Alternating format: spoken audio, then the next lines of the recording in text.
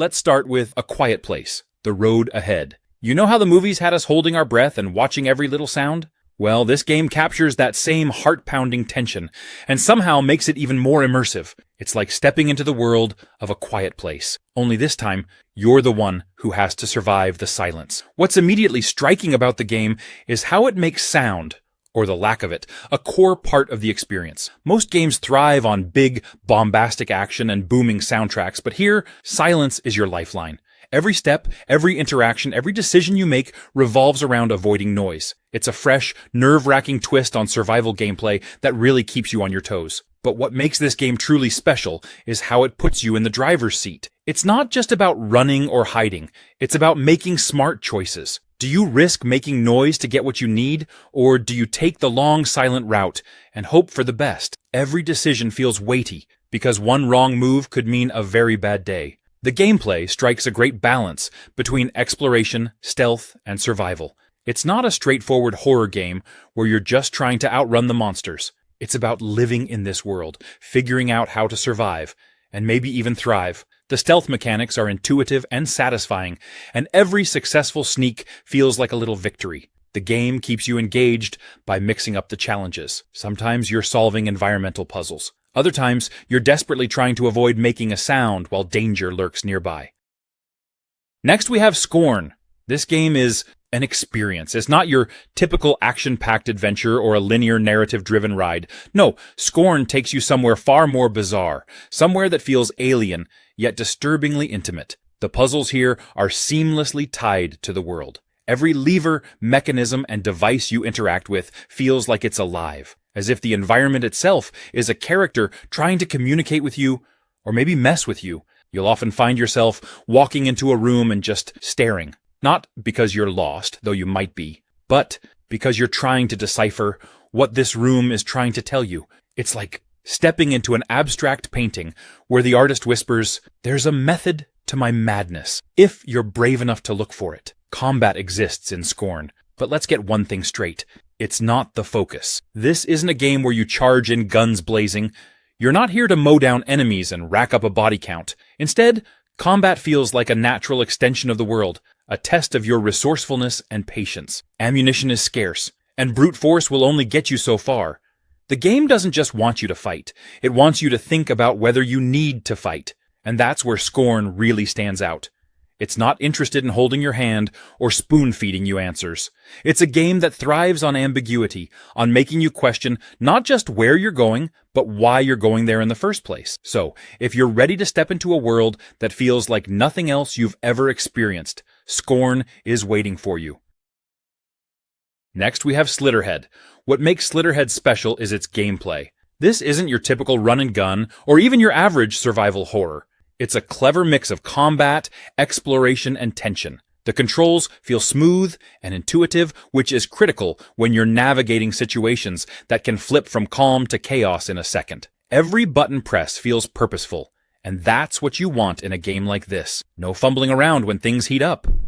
Combat is where things really shine. There's a great sense of flow to the mechanics, where timing and strategy matter just as much as quick reflexes. It's not about mindlessly swinging or shooting your way through. It's about thinking on your feet.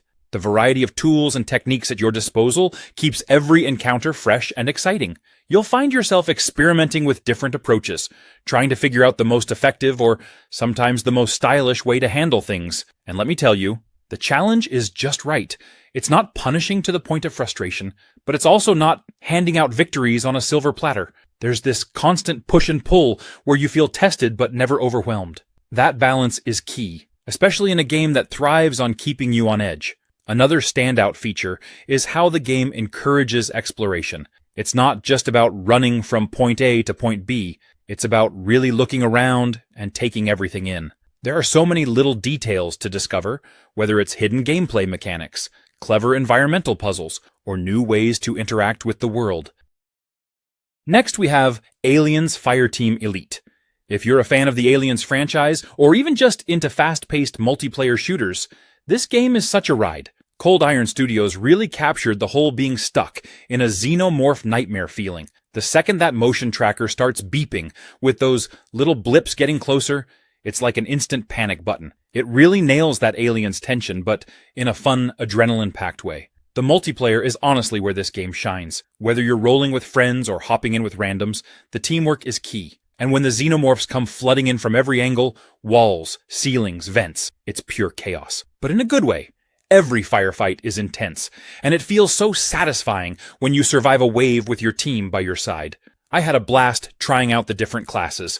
At first, I was all about the gunner, just laying down fire. But once I switched to the technician and started dropping turrets, it was game-changing. Each class has its own strengths, and when everyone's working together, it's like this perfect mix of strategy and mayhem.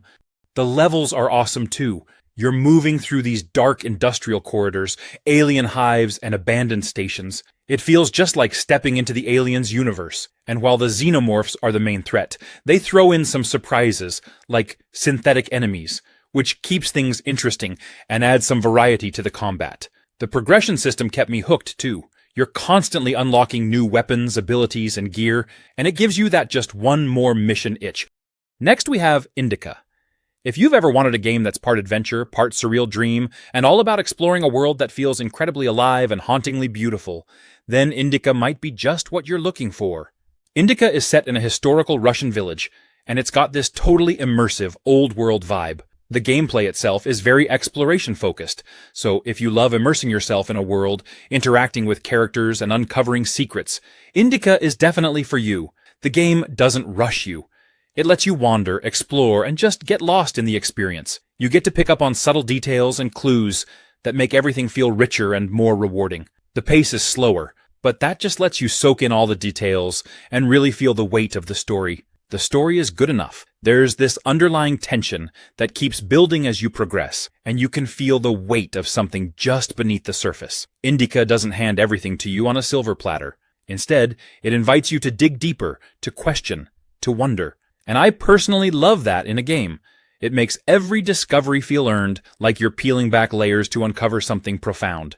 The narrative is subtle, yet captivating, and it has a way of staying with you long after you've turned off the game. Now, one of the things that really makes Indica stand out is how it combines folklore with a touch of the supernatural. The game taps into this eerie, mystical vibe that keeps you wondering what's real and what's just a little too weird to explain. It's not full-on horror, but there's definitely a spooky, unsettling edge that keeps you on alert.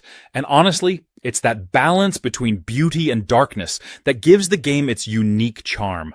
It's so atmospheric that it almost feels like you're in some kind of dream or folktale, where everything is strange yet strangely familiar, from the misty forests to the quiet, forgotten corners of the village. Every scene is crafted with such attention to detail that you can't help but stop and just take it in. Next we have Ghost Runner 2. If you've ever wanted to feel like a cyberpunk ninja with the reflexes of a cat and a katana that slices through anything, Ghost Runner 2 is going to be your jam. So, picture this. You're running through this gritty, neon-soaked dystopian world, slicing your way through enemies with style. This isn't your average action game. Ghost Runner 2 demands precision, speed, and that satisfying rhythm, where every move you make feels like it's part of one smooth flow. It's like you're dancing with death, and the game just pulls you right into the zone. Every jump, every slide, every slice has to be on point, and when you nail it, you feel like a total boss. One thing I really love about Ghost Runner 2 is how it mixes up the action without losing that signature high-speed parkour meets swordplay vibe from the first game. You're still running up walls, dodging bullets, and taking out enemies with a single slice, but the environments are more varied, and there are some wild new mechanics. Like, let's talk about the bike sequences. Yes, you get a badass motorbike. These sections are crazy intense, and they really add a fresh layer to the gameplay. Imagine zooming through narrow passageways on a bike at ridiculous speeds, dodging obstacles and jumping ramps. It's pure adrenaline, and it breaks up the swordplay sections perfectly. Now, I'll be honest, this game is tough, but it's that good kind of tough, where every death just makes you want to try again and do it better. The controls are tight, and you feel like every success is completely in your hands. Next we have Elite Dangerous. If you've ever dreamed of exploring the galaxy, flying your own spaceship, or just drifting through the vastness of space with nothing but stars around you, this game is pretty much the ultimate playground. So, here's the deal. You start off as a pilot in this massive open universe with your own little ship. And what you do from there is entirely up to you. Want to become a trader, hopping between planets to make a fortune? Go for it. Feel like taking up bounty hunting and chasing down some space criminals? You can do that too. Or maybe you just want to be an explorer, mapping out the farthest reaches of the galaxy. There's a real sense of freedom here that's incredibly satisfying. No one's telling you where to go or what to do. Your journey is 100% yours. One of the things that really makes Elite Dangerous special is just how massive it feels. And I mean massive. The game's universe is modeled after our real Milky Way galaxy, so there are literally billions of star systems to explore. If that sounds mind-blowing, that's because it is. You're out there discovering star systems, planets, nebulae. It's a space nerd's dream. And even though it's a simulation, it feels surprisingly immersive. Flying in Elite Dangerous feels so realistic too. The controls are complex, but deeply rewarding once you get the hang of them. You're controlling pitch, yaw, speed, and even stuff like heat management. It's intense, and it gives you that sense of, yes, I'm actually piloting this thing. Next we have Outriders. Whether you're here for the epic loot, the over-the-top combat, or just to blow stuff up with your friends, Outriders delivers on all fronts. It throws you straight into the chaos with its mix of third-person shooting and wild, overpowered abilities. You're not just a gun-toting soldier, you're essentially a walking natural disaster. Whether you're setting enemies on fire, freezing them in place, or sending shockwaves that wipe out entire groups, it's fast, fluid, and so much fun.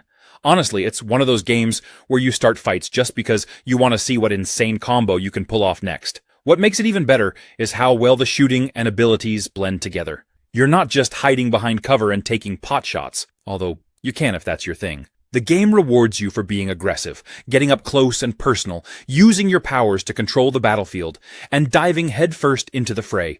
It's chaotic in the best way, and the adrenaline rush is real. And then there's the loot. If you're someone who loves tinkering with builds and chasing that perfect piece of gear, this game is your playground. There's a seemingly endless stream of weapons, armor, and mods to collect, each more ridiculous and awesome than the last. The game throws you into this brutal, unforgiving alien planet. The environments are stunning, ranging from lush jungles to desolate wastelands. And everything feels hostile, like the planet itself wants to eat you alive. But instead of feeling hopeless, you feel like a total badass because, hey, you're the one with the superpowers. Next we have Another Crab's Treasure. If you've ever wanted to experience the thrill of a Souls-like game, but also wished it involved a crab-wielding trash as armor, well, you're in for a treat. You play as Krill, a crab who's on a mission to recover his stolen shell. Simple, right? Well, not quite. The underwater world is vast, vibrant, and packed with enemies and obstacles that will test your skills at every turn. Krill may be small, but he's scrappy, and that's what makes him such a lovable protagonist. Another Crab's Treasure takes the idea of Souls-like combat and makes it accessible without losing the tension and strategy that fans of the genre love. Every fight is a dance. You'll need to dodge, block, and time your attacks carefully to come out on top. But what makes the combat so unique is Krill's ability to pick up discarded junk and use it as makeshift armor. Found a tin can? That's your shell now. How about an old teacup? Yep, that works too. Each piece of armor comes with its own perks and drawbacks, so experimenting with different setups is half the fun. What's great about this system is how it ties into the game's larger theme. Beneath the humor and silliness, there's a subtle commentary on environmentalism and resourcefulness. The ocean is littered with human waste, and Krill's ability to turn trash into treasure feels like a playful nudge toward taking better care of our planet. But don't let the lighthearted tone fool you. Another Crab's Treasure still packs a punch in the gameplay department. It's fun, it's challenging, and above all, it's a reminder that even the smallest hero can make the biggest splash. Next we have Atlas Fallen. So picture this, a vast, sun-scorched desert filled with ruins, dangerous beasts, and secrets waiting to be uncovered. That's the playground of Atlas Fallen. And trust me, when I say playground, I mean it. It's one of those games where just getting around is fun. You wield these customizable weapons that morph and shift depending on how you fight, and it makes every battle feel dynamic. The combat system isn't just button mashing either. It's got a rhythm to it, with the ability to build momentum during fights. The more momentum you generate, the stronger you become. But the catch is, you're more vulnerable too. It's this high-risk, high-reward mechanic that keeps you on your toes. The creatures in this game are huge. We're talking towering, screen-filling beasts that make you feel like a tiny speck in the grand scheme of things. The design team really nailed that sense of scale, and every encounter with these wraiths feels like a mini-boss fight. It's exhilarating to strategize and figure out how to bring them down, especially when the environment plays into the battle. But Atlas Fallen isn't just about combat. The world itself is packed with exploration opportunities, and there's a lot of incentive to poke around. And the story? While not overly complex, it serves its purpose well. So, bottom line, Atlas Fallen is a gem for anyone who loves action-packed adventures in gorgeous open worlds. It's got that perfect mix of freedom, challenge, and spectacle. Next, we have RoboQuest. If you're a fan of fast-paced action, explosive gameplay, and robots, lots and lots of robots, this game is going to steal your heart. It's one of those games that doesn't take itself too seriously, but delivers an experience so polished and addictive. So, what is RoboQuest all about? Well, it's a roguelite first-person shooter that's all about blasting your way through waves of enemies while exploring vibrant, ever-changing levels. But it's not just your average run and gun. Oh no, this game has style. The art direction is this fantastic mix of cel-shaded visuals and neon-soaked sci-fi goodness that makes every explosion and every laser beam feel extra satisfying. Right from the get-go, the game grabs you with its high-energy vibe. You're thrown into these sprawling, colorful levels filled with robots ready to take you down. And the pace? It's lightning fast. You'll be jumping, sliding, dodging, and shooting all at once. It's chaotic in the best possible way, and the game encourages you to keep moving. The weapons in RoboQuest are a highlight. There's an insane variety of them, from traditional blasters and rifles to some truly wacky, over-the-top creations. And the roguelite aspect of the game really shines here.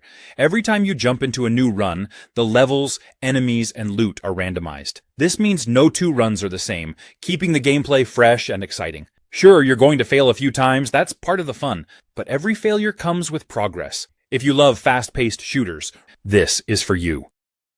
Next we have Into the Dead, Our Darkest Days. You know when you dive into a zombie game and you're bracing yourself for the same old storylines and tropes? Forget that here. This game takes a bold step in a completely fresh direction. Our Darkest Days puts you in the middle of Texas during the early days of a zombie apocalypse, and it's a side-scrolling survival game. I know, a 2D perspective might make you think it's limited in scope, but the way this game builds tension, atmosphere, and stakes with that view is absolutely genius. The gameplay is survival-focused, which means scavenging for supplies, managing resources, and making tough decisions. And I do mean tough. The game doesn't hold your hand, and that's what makes it so satisfying. Every choice you make feels significant, whether it's deciding which supplies to grab or what risks to take. There's this constant weight to your actions. What's brilliant, though, is how the game nails this balance between challenge and accessibility. It's not overwhelming, but it's not forgiving either. You'll have moments where you're barely scraping by, and then something clicks, an item you find or a plan that works, and you feel like a total genius. It's that kind of gameplay loop that keeps you coming back for more. The game doesn't just throw zombies at you, it throws moral dilemmas and emotional punches. Whether you're a fan of survival games, love a gripping story, or just want something fresh in the zombie genre, this game is an absolute must-play. Trust me. Next we have Necropolis. The core idea of Necropolis is simple, survive, but simple doesn't mean easy. The game throws you into a procedurally generated dungeon filled with all kinds of dangers. Every step you take feels like a gamble. There's always the potential for treasure, traps, or something that wants to take you down. The thrill is in the unknown, and trust me, Necropolis has plenty of that. Combat here is not just about spamming attacks and hoping for the best. It's tactical, deliberate, and requires you to pay attention. Enemies don't just line up and wait for their turn. They're aggressive, unpredictable, and sometimes downright tricky. You'll need to learn their patterns, adapt your strategies, and use your resources wisely if you want to make it past even the first few floors. It's all about finding that perfect rhythm between offense, defense, and knowing when to retreat. Loot is another big part of Necropolis. And who doesn't love loot? Whether it's weapons, gear, or those little items that can completely change how you approach a fight, there's always something to keep you on the hunt. The game loves to reward curiosity, so if you're the type who likes to explore every nook and cranny, you're in for a good time. Just be prepared for the occasional nasty surprise, because this game loves to remind you that nothing comes easy. One thing Necropolis absolutely nails is the feeling of progression. Every run, no matter how short or chaotic, feels like a learning experience. You'll figure out better ways to approach combat, smarter ways to manage your resources, and maybe even some tricks to deal with the dungeon's many hazards. Next we have Maneater. Instead of being the hero saving the day, or the anti-hero causing chaos, you're a shark. Yes, an actual shark. But not just any shark. Maneater lets you be the most fearsome apex predator in the ocean. The premise is as ridiculous as it is brilliant. You're swimming around as a bull shark, eating, evolving, and tearing through anything that gets in your way. But here's the kicker. It's not just about mindless chomping, although there's plenty of that, and it's incredibly satisfying. The game has this clever, almost satirical tone that pokes fun at itself and the world you're exploring. You start as a small, scrappy shark pup, but as you chow down on fish, humans, and other sea creatures, you grow. And I don't just mean you get bigger. Oh no, this game takes evolution to a whole new level. As you progress, you unlock upgrades that transform you into an absolute aquatic powerhouse. Want electrified jaws? Done. Armor plating? Sure, why not? By the time you're fully upgraded, you feel like a living, breathing oceanic weapon. What's really cool is how the game combines exploration and combat. The world of Maneater is divided into different regions, each with its own challenges and unique wildlife. One moment you're gliding through serene waters, and the next, you're in a heated battle with an alligator or a group of aggressive humans who aren't too thrilled about a giant shark crashing their beach party. So, if you're in the mood for a game that lets you unleash your inner predator and wreak havoc in the most entertaining way possible, give Maneater a shot. Next we have Raji. It's an experience that takes you on a journey through a world inspired by Indian culture and legends, with an approach that feels both unique and deeply heartfelt. Now, the gameplay itself? It's a mix of fast-paced combat, clever platforming, and light puzzle solving, all wrapped up in a way that feels fresh. The combat is fluid, and keeps you engaged without overwhelming you. You're given a set of tools to tackle your enemies, and it's all about finding your rhythm, learning how to move and strike in harmony. Battles never feel like a grind. They're moments of strategy and grace that keep you on your toes. What really keeps you hooked, though, is how the world feels alive and meaningful. Every area you visit is steeped in a sense of history and culture. Whether you're exploring ruins, scaling ancient structures, or navigating treacherous landscapes, it all feels like it belongs to a larger, connected world. Platforming also plays a big role here. It's not just about getting from point A to point B, but about making the journey itself exciting and dynamic. You'll find yourself leaping across gaps, scaling walls, and dodging obstacles in a way that feels natural and satisfying. It's smooth, intuitive, and adds a lot of momentum to the game. The enemies you face are not just mindless obstacles. They feel like they belong in this mythological setting. Each encounter feels purposeful, and the variety keeps things interesting. You're always adapting, always learning how to approach each new challenge, and that keeps the gameplay feeling fresh. Next we have Fist, Forged in Shadow Torch, a game that proves you don't need to reinvent the wheel to make something awesome. You just need a mechanical arm the size of a small car. This is a 2.5D Metroidvania, where you play as Rayton, a rabbit. Yes, a rabbit. But not just any rabbit, a grizzled, badass one with a massive mechanical fist. If that doesn't hook you right away, I don't know what will. What's special about Fist is how seamlessly it pulls you into its industrial diesel punk world. This isn't just a map you run around in. It's a labyrinth full of interconnected zones, shortcuts, and secrets waiting to be uncovered. Every area feels deliberate, like it's daring you to push deeper, explore every corner, and maybe, just maybe, find that one hidden pathway that connects everything in a way you didn't expect. You've got this giant mechanical fist as your main weapon, but as you progress, you unlock other tools, each with its own unique playstyle. Whether it's launching enemies into the air or pulling off ground-pounding moves, every fight feels dynamic. The game constantly encourages you to experiment and master your arsenal, which makes combat feel fresh even hours in. Exploration is another highlight. You'll run into areas that seem just out of reach, and then later you'll unlock an ability or a gadget that makes you go, "Oh, that's how I get there." It's this constant loop of discovery and reward that keeps you hooked. The world feels alive, almost like it's testing your curiosity, and trust me, it's worth poking around every nook and cranny. Next we have Flintlock. The game gives you these beautifully satisfying moments where you're flipping between close quarters melee combat and ranged precision with your pistol. And then, just when you're getting comfortable, it says, "Oh, by the way, here's your mystical fox companion. Go nuts." That's right, you've got a loyal partner with supernatural powers. And let me tell you, combining your moves with theirs makes you feel like a tactical genius. What really sets Flintlock apart is how it handles exploration and combat flow. You're not just running from one fight to the next. There's this constant push and pull of figuring out your strategy.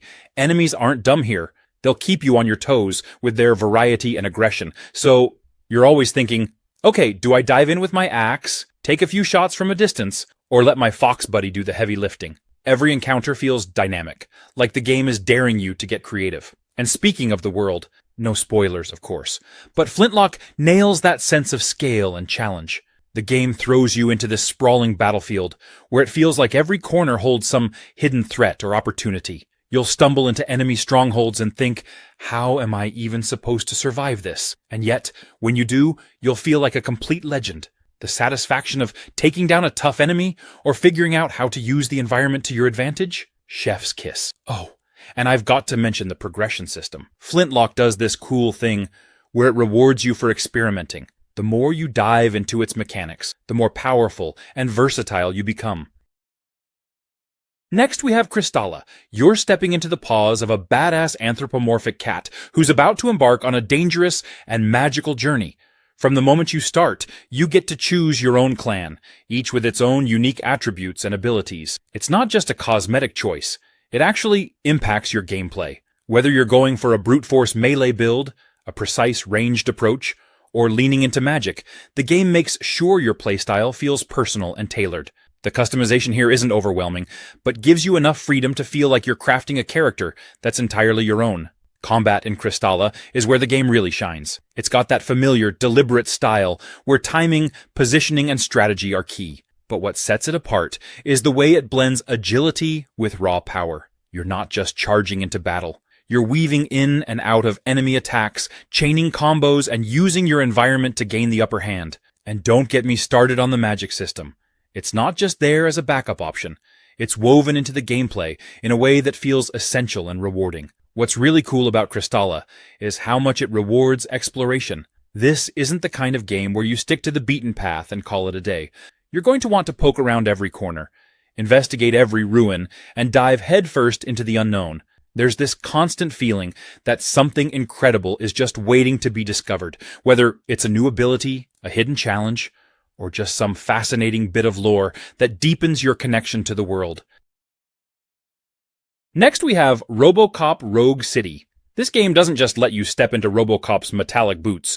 It puts you smack in the middle of a dystopian Detroit, where crime is rampant, and justice is served with a firm robotic hand. And trust me, it's a blast. Playing as this half-man, half-machine powerhouse feels exactly how you'd hope. He's methodical, intimidating, and an unstoppable force of justice. The game does an excellent job of making you feel like an armored tank, but not in a way that makes things too easy. Sure, you're powerful, but you're not invincible, and that balance keeps the gameplay engaging. Speaking of gameplay, it's a mix of first-person shooting, exploration, and some light detective work. The combat is where the game truly shines. RoboCop's iconic Auto 9 pistol feels as powerful as it looks, and taking down waves of criminals with pinpoint accuracy is incredibly satisfying. The game leans into that slow, deliberate pacing that comes with being a walking tank. You're not sprinting or diving into cover like in other shooters. Instead, you're stomping forward, taking calculated shots, and soaking up damage like a futuristic juggernaut. It's a refreshing change of pace that feels distinctly RoboCop. The enemies are varied enough to keep you on your toes, from low-level thugs to more heavily armed foes. It also gives you moments to slow down and dig into the world around you. There are side missions and investigations that let you flex RoboCop's detective abilities. Next we have 7 Days to Die. It's the kind of game where you start off feeling like a scared little mouse, and slowly turn into a crafty, resourceful survivor who's ready to take on whatever the apocalypse throws at you. And trust me, it throws a lot. The game drops you into a huge, open-world wasteland, where everything wants to kill you. Zombies? Check. Wildlife? Check. Your own terrible decisions? Double check. The building system is one of the most fun parts of the game. You can get super creative with your base. Want to hole up in a crumbling house and reinforce it with spikes and concrete? Go for it. Want to build a multi-story fortress with a moat and a drawbridge? Why not? Want to accidentally collapse your entire structure because you didn't understand physics? Been there, done that. The building mechanics are easy to pick up, but leave plenty of room for experimentation, and the results are usually hilarious, or devastating. Combat is another highlight. It starts out pretty basic. Club a zombie, run away, repeat. But as you progress, you'll find all sorts of weapons to keep things interesting. From bows and arrows to guns and explosives, there's a weapon for every playstyle. My personal favorite? A sledgehammer. There's just something so satisfying about sending a zombie flying with one well-placed swing. What sets 7 Days to Die apart from other survival games is how it mixes things up. It's not just about scrounging for food and water, though you'll be doing plenty of that. There's also a tower defense twist that keeps the tension sky high. Every 7 days, a massive horde of zombies comes looking for you,